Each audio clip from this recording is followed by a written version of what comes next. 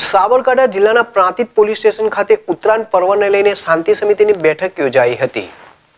પ્રાંતિજ ખાતે આવેલ પોલીસ સ્ટેશનમાં આવનાર ઉત્તરાયણ પર્વને લઈને પ્રાંતિજ પીઆઈ આર દેસાઈ દ્વારા શાંતિ સમિતિની બેઠકનું આયોજન કરવામાં આવ્યું હતું, જેમાં નગરના અગ્રણીઓ, વેપારીઓ, વિવિધ કોમના આગેવાનો સહિત હિન્દુ મુસ્લિમ આગેવાનો ઉપસ્થિત રહ્યા હતા।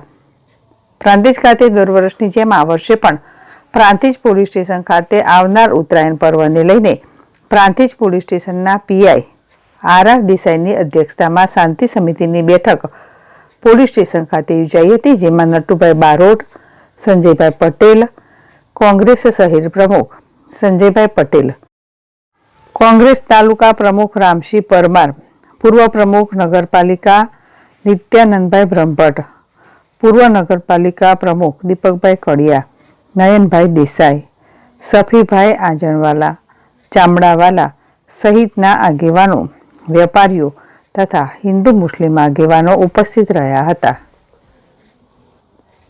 જીલ રાવલ, ZSTV, પ્રાંતિજ।